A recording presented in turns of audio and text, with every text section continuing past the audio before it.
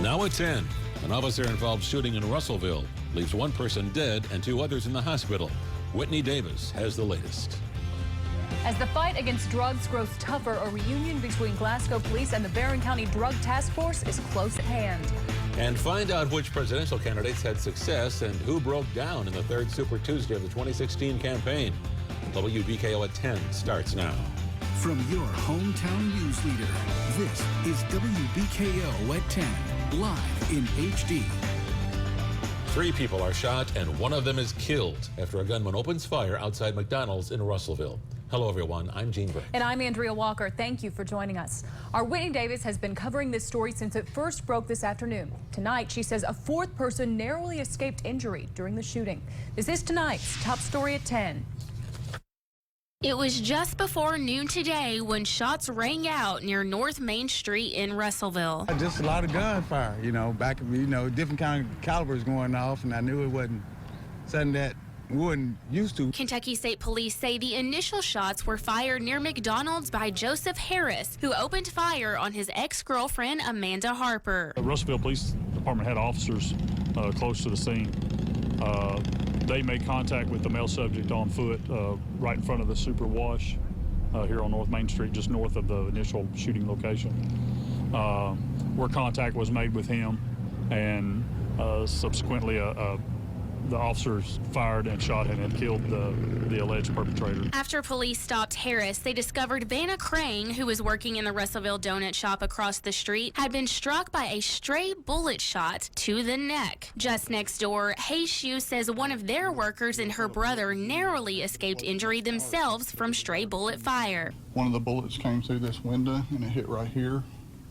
It bounced off here and it landed right here. And the bullet was sticking out when I found it. She was shaking like a leaf. She was very upset.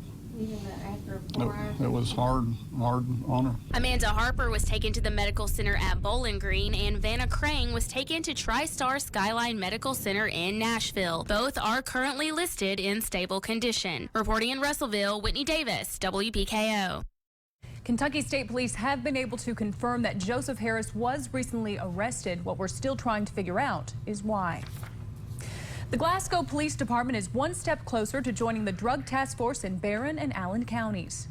A unanimous vote last night by the Glasgow City Council echoed the sentiment from Glasgow Police Chief Guy Howie that the group needs to once again join the Barron River Drug Task Force. Now the Kentucky Department for Local Government will be asked to sign the agreement that's hopefully going to provide more resources to get drugs out of Barron County.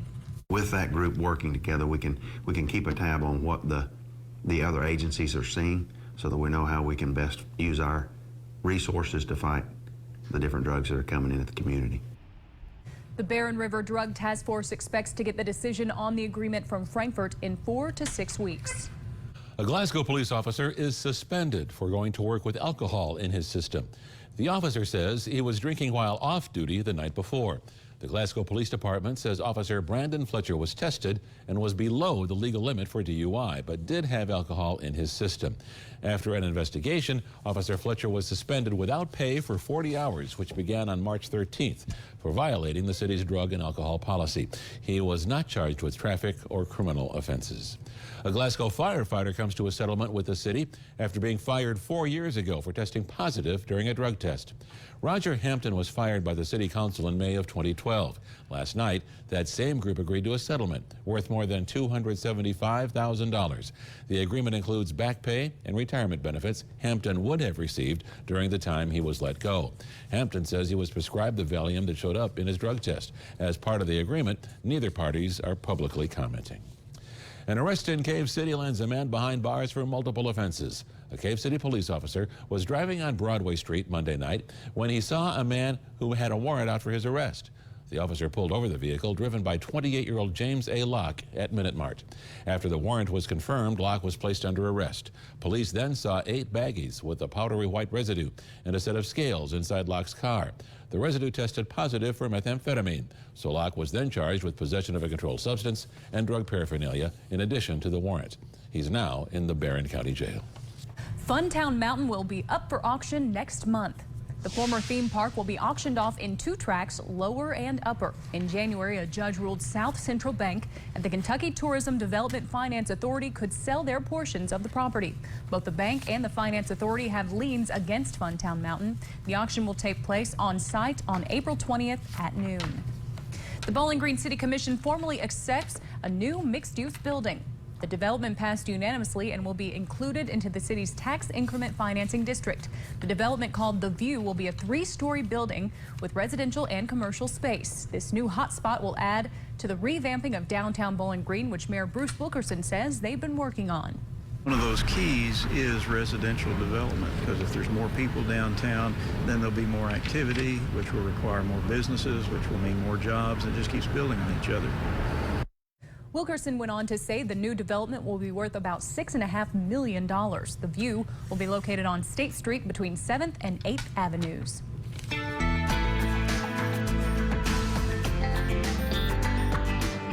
After an unseasonably warm, record-tying Tuesday, temperatures remain balmy outside tonight, and right now we're still holding on to dry conditions. Doppler Max HD shows no rain across south central Kentucky, but we are seeing some showers and a few thunderstorms developing right along the Mississippi River, the Boot Heel in Missouri, down into portions of Arkansas. This along and ahead of a cold front, which has been producing severe weather tonight across central and northern sections of Illinois. Several tornado warnings there, and a severe thunderstorm watch, in fact, for the Chicagoland area tonight. High temperatures today, 85 for Bowling Green, tying the record set back in 1921, 82 for Evansville and Louisville to the north.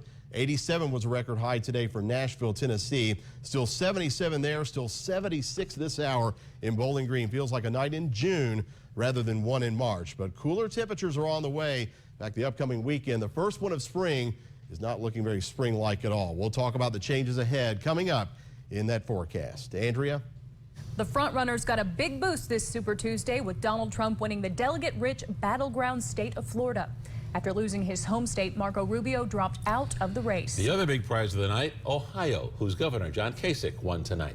Hillary Clinton also had a big night, winning Florida, North Carolina, and Ohio. Mary Maloney has the Super Tuesday results. In a major blow to hometown Senator Marco Rubio, Donald Trump wins the make-or-break battleground state of Florida. After the crushing loss, Rubio ended his bid for president. While it is not God's plan that I be president in 2016 or maybe ever, and while today my campaign is suspended,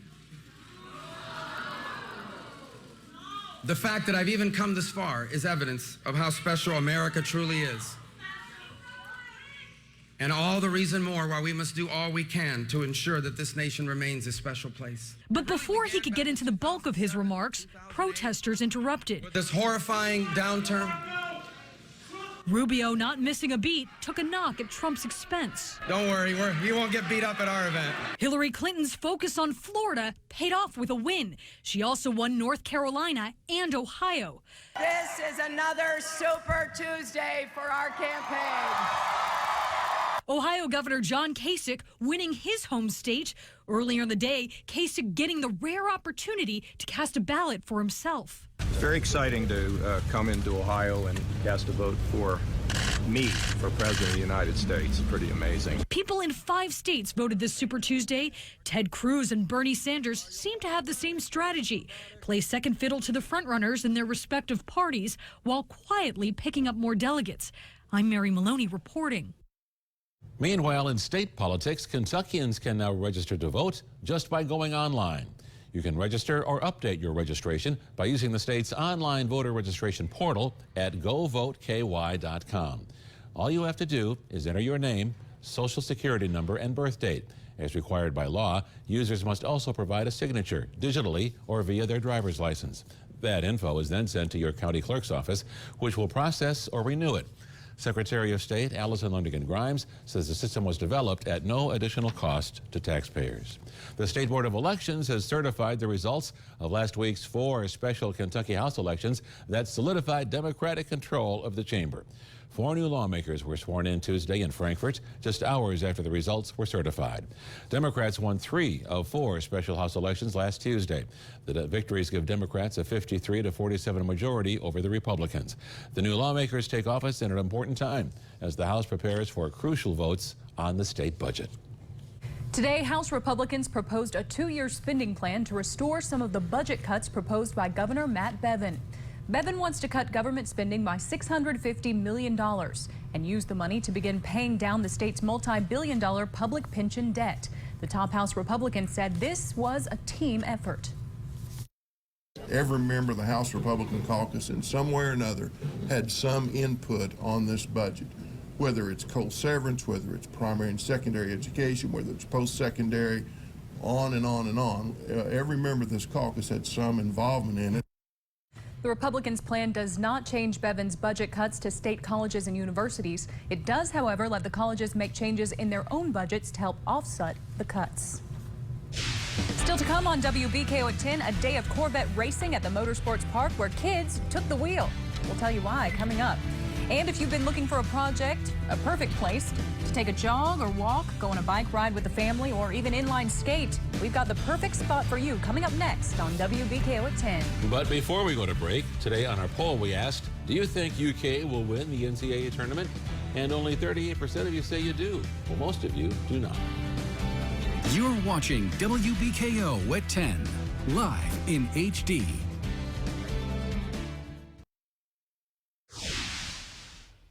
As of today, you can do more than just drive a vet to the National Corvette Museum's Motorsports Park.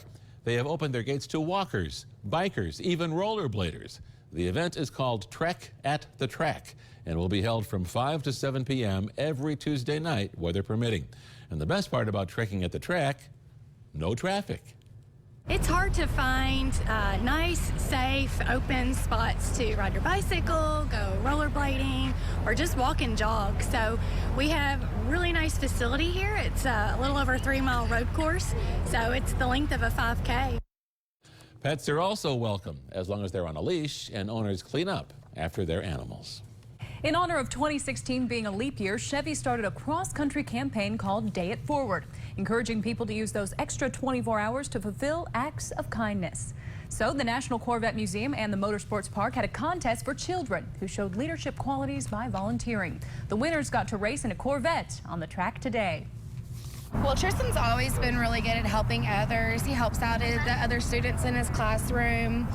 He likes to donate things to Goodwill to other kids, toys, clothes, anything that could help anybody out. He's always been really good about recycling and cleaning up in the neighborhood. There were 6 contest winners. 5 of them raced today. The children were nominated by a teacher, coach, parent, or other member of the community. A former Bowling Green teacher is inducted into the 2016 Kentucky Teacher Hall of Fame in Frankfort. Angela Alexander Townsend is a native of Bowling Green who began teaching at Bowling Green High in 1966. She also taught at Bowling Green Junior High, Warren Central, and Greenwood High before retiring in 2009. Townsend's awards include being named a Kentucky Distinguished Educator and being named a Kentucky Colonel. The Kentucky Teacher Hall of Fame is housed at Western Kentucky University. Well, today was absolutely splendiferous. Bright blue skies and a high of 85, but by the time we get to the weekend, it all goes away. Shane shows you right after the break. Your local stocks of interest, brought to you by Jason Claycomb of Raymond James Financial Services, your retirement resource. Follow us on Facebook.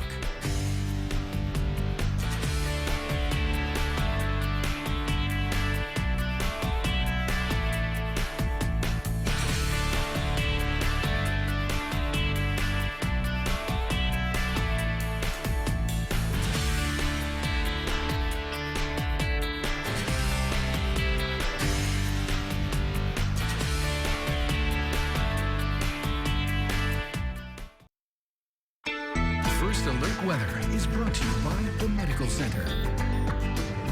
Well, it was another what? Splendiferous. Splendiferous. I was like, Yes, stupendous. It was a splendiferous day here in South Central Kentucky, but I have a feeling that Old Man Winter isn't quite done with us yet. No, he's not. You know, the official end of winter is not until 11:30 Saturday night. That's when we have the vernal equinox. We go over to spring. So Old Man Winter is going to try to make one more comeback here, and unfortunately that comeback coincides with the weekend. You're probably not going to be a fan of what you see Saturday or Sunday, but today was unbelievably warm. Warmest day since October, record-tying warmth this afternoon, and it feels warm outside still at this hour with a lot of temperatures holding in the 70s, including Bowling Green still at 73, 76 for Glasgow and Edmonton. And here we are past 10 o'clock on a night in mid-March. It feels more like one in early June outside tonight. It's going to stay mild for a little while, but cooler air is knocking at our door. It will arrive tomorrow. And I say cooler air, we're still looking at temperatures well above average for Wednesday, despite a cold front that will pass through overnight with some clouds, a slight chance for a shower or thunder shower, and that's just about it. Another front moves our way early Thursday morning. Again, a slight chance for a shower with that one. That will be followed by temperatures stepping down, heading toward the start of the weekend, which is looking chilly right now. And it does look like we're going to have to deal with a decent chance for some rain in here, especially late Saturday on into early Sunday. But look at that high temperature today, 25 better than the norm at 85. That ties the record set back in 1921, almost a century ago. 45 was the low this morning, so we made a 40-degree jump from low to high today, courtesy of sunshine and a breezy south wind. Here's a live view of AAA Systems webcam at a bit of Scottsville Road traffic on this late Tuesday evening. Still warm out there with mainly clear skies, 73 degrees, humidity of 50%. And one reason it's still warm, we have that south-southwest wind, still breezy at 11 miles an hour. Morgantown at 74, mainly clear skies for you. Stars over Glasgow, and you're still at 76 degrees right now. Radar satellite, quiet for Kentucky, points to the south and to the east. High pressure in control today, but off to the northwest. It's been a very bumpy night here for sections of the Midwest. Thunderstorms moving out of Iowa and northern Missouri, some of which going severe and tornadic even across central and northern Illinois, with a line of thunderstorms, very healthy one at that. Taking aim at Chicago tonight, a lot of lightning and thunder along with gusty winds and hail out of those storms, which extend into Wisconsin, pretty far north for so early in the season. This low pressure system will zip into the Great Lakes tonight. Trailing cold front moves through here. The best severe weather threat tonight, it will stay to our north around Chicago and from Indianapolis into the lower Great Lakes. But a few thunderstorms may arc their way southward into our area. We'll have to see how they backbuild here along that boundary, which will move through during the wee hours of the morning. Here's Future Max taking you to 1:30. You can see just a little bit of green on the map. So not everybody's going to get rained on here. The chance for it is just at 20% tonight for a few widely scattered showers and thunder showers. This system will be long gone when you get up tomorrow morning. So no threat of rain during the day tomorrow. Sunshine, we'll have plenty of it again on Wednesday. Readings cooler, but still warmer than normal for this time of year, topping out at 70 tomorrow afternoon with a breezy southwest wind. Then here comes that next frontal boundary I was telling you about Thursday morning, a band of clouds and a band of light showers, a possibility with that one. It too is gone by daybreak Thursday, and while we will see sunshine for Thursday afternoon, St. Patty's Day, it does look decidedly cooler with temperatures only topping out in the mid-60s. And I say only, that's still above normal, but I do think by the time we work into the weekend, readings will dip below seasonal averages as we say goodbye to winter and hello to spring. 53 for a low tonight.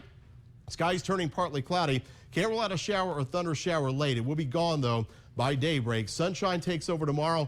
Not as warm, but still mild with a high of 70. Breezy southwest wind at 12. 45 the low tomorrow night. Another front comes through Thursday morning. Takes temperatures down to the 60s for highs to close out the work week. Then into the weekend, we still have that chance for showers in here, mainly late Saturday into early Sunday. It'll be chilly. Highs only the low 50s and lows down around 32, close to freezing Sunday night before readings recover by Monday into Tuesday. Gene?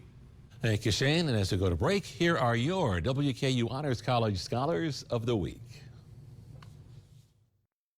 The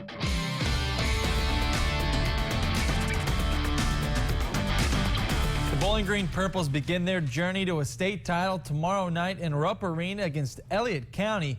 And when they take the floor, the bright lights and surroundings shouldn't get to the team.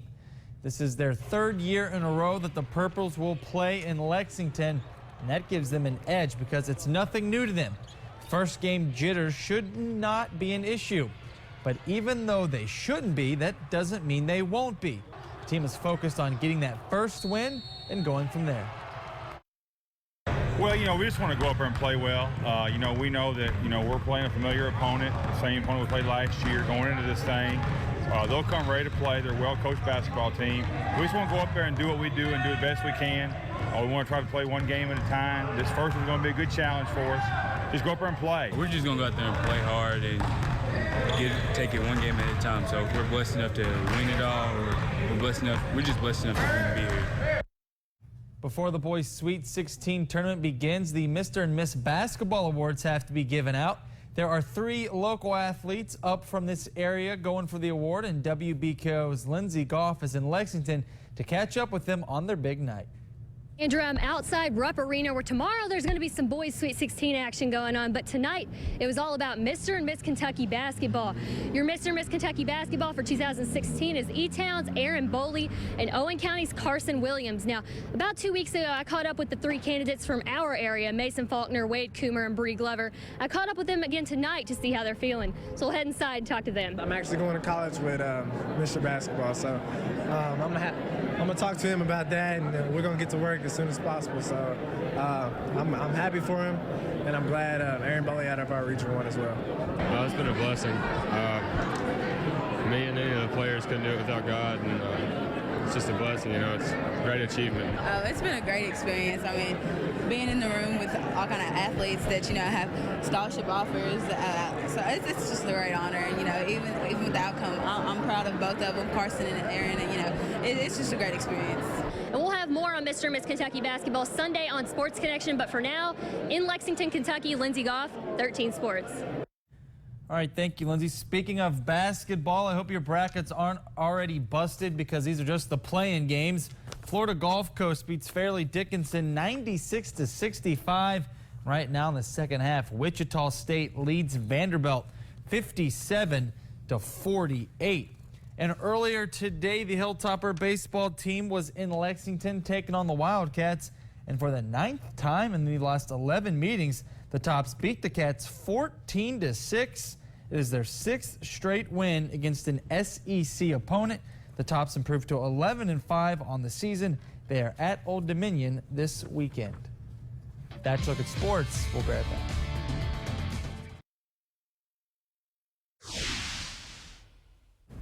We've got amazing video showing 2 kayakers riding over a waterfall in Kentucky, but now those kayakers are getting cited for trespassing. Hillary Thornton has the story.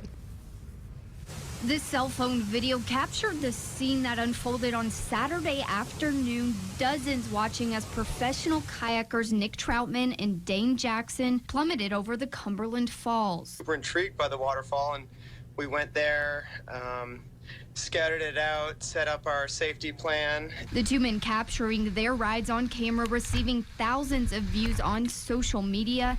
They say it was a ride that was the result of hours of training and 15 years in the sport for Troutman. Did not expect the video to go viral. We did not expect people necessarily to even be there watching it. It was more of just a personal goal that we had set. However, achieving that personal goal potentially costing the men a couple $100 for being cited for trespassing. It's marked no wading, no swimming, no boating in that area. Park rangers out here at Cumberland Falls say those rules are in place for a reason, and doing what is seen in the videos is strongly discouraged. It's quite dangerous for the people participating in that type of activities, as well as our rangers and the other first responders that would have to respond. While Troutman says they are disappointed they were cited, they do understand why those rules are in place. I definitely wouldn't encourage any bystander that was watching to just go jump in and give it a shot. A fulfilling ride for the 2 athletes, something they say they hope to be able to do again legally. Hopefully maybe we'd be able to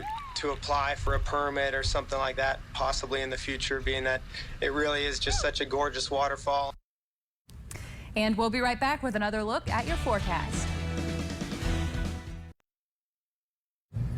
We get at least one more good day out of this? Yeah, we will. In fact, tomorrow, while readings will be 15 degrees cooler than they were today, it's not going to be cool at all. It's still going to be warm, with the reading around 70 for a daytime high. We'll work a lot of sunshine back in here between systems, one of which comes through tonight with just the slightest chance for a thunder shower. Another comes through late tomorrow night, and again, just a slim chance for a shower with that. Lows in the low 50s tonight and lows down in the mid 40s tomorrow night. It's weird we're saying cool tomorrow, still going to be about 70.